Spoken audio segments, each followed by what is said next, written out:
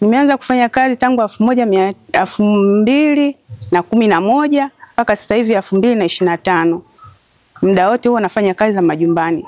Lakini wafanyakazi wa majumbani tuna changamoto. Changamoto, mishahara ni midogo, japo serikali imetangaza kima cha mshahara. Lakini mishahara yetu bado haikizi kutokana sisi ni mama wa nyumbani na wengine sisi ni wagane, hatuna waume. Lakini tunachokitegemea ni kazi tunazozifanya, lakini kutokana na mshahara wa serikali kima cha chini cha 120,000 kwetu sisi bado wafanyakazi wa majumbani unatubana.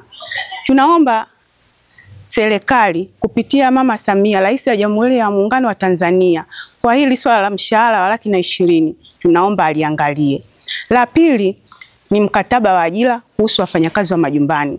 Wafanyakazi wa majumbani hatutambuliki sana kuhusu kwamba hatuna mikataba. Tukilalamika na waajiri wetu kuhusu mkataba, yani kwa sababu serikali swala hili hawalitilii mkazo, na hata waajiri ukimwambia swala la mkataba, uwe wa maandishi, uwe wa maneno, yani mwajiri huwa hahitaji maswala hayo. Kwa hiyo tunafanya kazi kimazoea.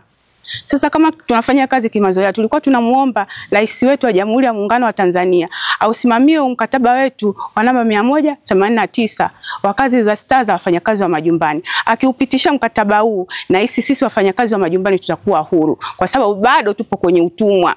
Zile za utumwa tunasema kwamba zimepita, lakini bado zipo, kwa sababu wafanyakazi wa majumbani tunafanya bila wafanyakazi wa majumbani hatuna likizo, wafanyakazi wa majumbani hatuna likizo za ugonjwa, hatuna likizo za mwaka, wala hatuna likizo za uzazi.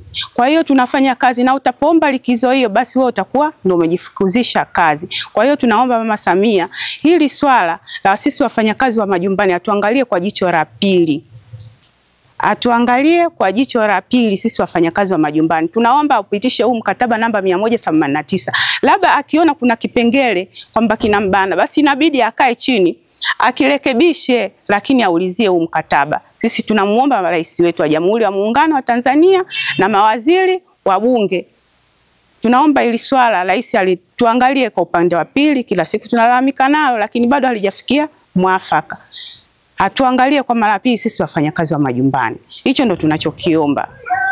Na sio Dar es Salaam tupu, ni Tanzania yote kwa sisi wafanyakazi wa majumbani. Ni Tanzania yote, mikoa yote. Na sio kwamba tunasema kwamba wafanyakazi wa majumbani ni sisi wakina mama. Wapo wakina baba wanafanya kazi za majumbani na hawana mikataba. Wanafanya kazi kimazoea. Kwa hiyo tunamuomba Mama Samia, Rais wa Jamhuri ya Muungano, atuangalie. Natamani kusikia kutoka kwako mama, tangu umeanza kazi kipindi hicho mpaka sasa hivi. Ni jambo gani au tukio gani ambalo hutolisahau kwenye maisha yako ambalo lilikuumiza lakini ikiwa ni sehemu ya majukumu yako?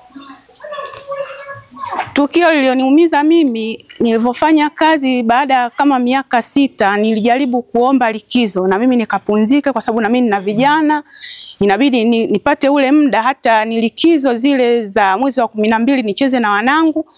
Basi ikatokea kwamba mwajiri wangu akaniambia, kama unataka likizo, wewe mimi sijakuajiri na wala hufanyi kazi kwenye kampuni, wala hufanyi kazi kwa mbunge wala kwa waziri. Wewe unafanya kazi kwa mtu binafsi na sisi hatuna likizo. Kwa hiyo kazi ukichukua likizo na kazi basi. Ulipokeaje? Kwa kweli nilipokea yani roho iliniuma, kwa sababu likizo ni haki yangu, lakini leo baada ya kuomba likizo ndio imekuwa ni changamoto mimi ya kukosa ajira. Kwa hiyo ile iliniumiza sana. Na mimi nina familia, ni mama na watoto na wanasoma. Kwa hiyo sina ajira. Unafikiri maisha yataenda? Maisha hawezi kwenda bila kazi. Kwa hiyo baada ya tukio hilo uliamua kwenda likizo na kuachishwa kazi ama ulifanyaje? Nilichokifanya, na shukuru kwamba nilipata semina kwa vyama vya wafanyakazi wa majumbani kinachoitwa Chodau. Nilikutana na wanani wakanielimisha. Kuelimisha nikapata elimu kwamba likizo kumbe ni haki yangu. Nikaenda kwa mwajiri. Baadaye mwajiri alikaa na kutathmini alichokifikiria, kwa sababu alikuwa na mafao yangu, alikuwa kaninyima. Yani baada ya kunifukuza kazi hakuna chochote alichonipatia. Baada ya kutoka kwenda kutoa taarifa Chodau, ikabidi akaitwa mwajiri. Mwajiri alivyoona kwamba mimi nimeenda kushtaki kwenye vyombo vya habari, basi akaona anirudishe kazini. Mazingira baada ya kurejeshwa kazini? Mazingira baada ya kurejeshwa kazini ilikuwa kidogo yana unafuu. kwa sababu na ile elimu akaona kwamba huyu kuna sehemu, kuna elimu fulani anaipata. Nashukuru mpaka leo nafanya kazi vizuri kwa mwajiri wangu. Wapo wenzetu wana changamoto, lakini sisi tunaojitoa na tunasoma hizi tunapata hii elimu, tunashukuru. Lakini wapo wenzetu wafanya kazi wa majumbani bado kwa elimu, hata ukiwaelimisha ni wagumu, lakini tunawaambia kwamba wajitoe, na wakielimishwa basi waelimike, wajitambue. Jambo la pili linatokea sisi wafanyakazi wa majumbani, kwanza ni kufungiwa milango, pili ni kulishwa vyakula vilivyolala. Haturuhusiwi kukula chakula kile tulichopika pale kwa pale. Yaani vyakula vilivyolala ndio vyakula sisi vya siku 2 vya siku 3. Hiyo ni changamoto. Na sehemu ya kwenda kujisaidia, choo tunasafisha sisi, sehemu zote sisi tunasafisha sisi, lakini waajiri wetu hawaturuhusu sisi kwenda kutumia vyoo wanavyovitumia wao. Inapelekea nini?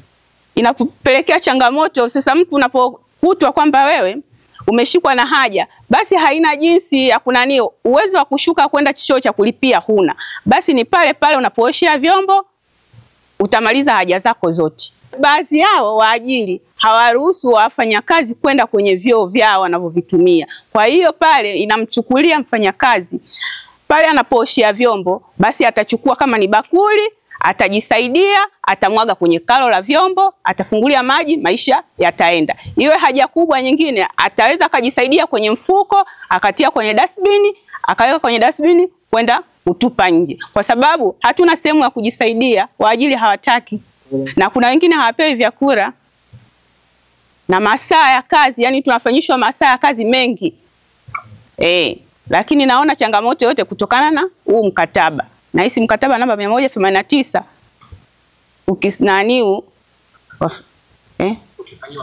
mkataba namba 189 ukifanyiwa kazi basi tutakuwa huru. Lakini bado wafanyakazi wa majumbani hatujakuwa huru na kazi zetu. Na mimi nimeongea kwa niaba ya wafanyakazi wa majumbani wote Tanzania nzima. Jina naitwa Pendo Gervasi, mfanyakazi wa majumbani kutoka mkoa wa Dar es Salaam.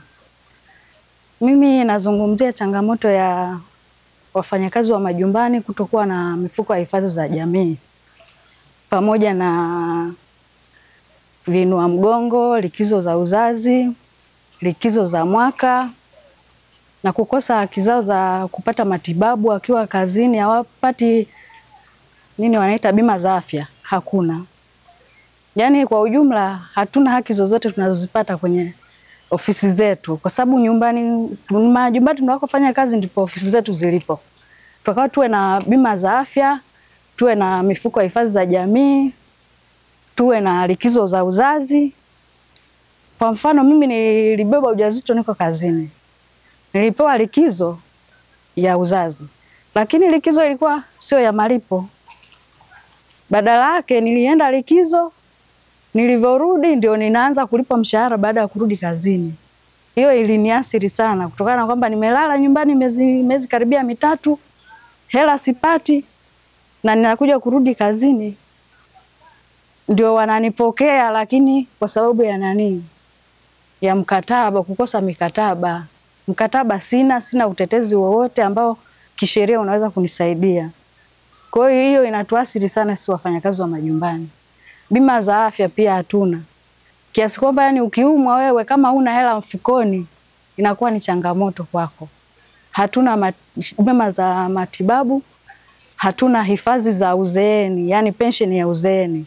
Kiasi kwamba sisi tukishafanya kazi, umri ukifika, wewe unasimamishwa tu kazi.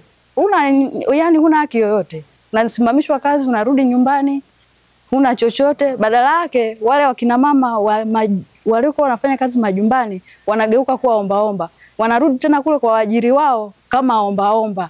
Bosi, mimi sasa hivi sina nguvu ya kufanya kazi, nimekuja nisaidie, sina chochote kitu. Anageuka kuwa ombaomba.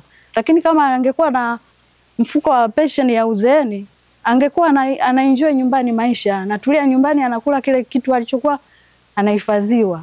Kwa hiyo tunaiomba serikali yetu ya Mama Samia, Mama wa Jamhuri ya Muungano wa Tanzania, tunakuomba ututetee, tuwe na hifadhi za mifuko ya jamii, tuwe na bima za afya, tuwe na mikataba ambayo itatusaidia sisi kupata haki zetu za msingi.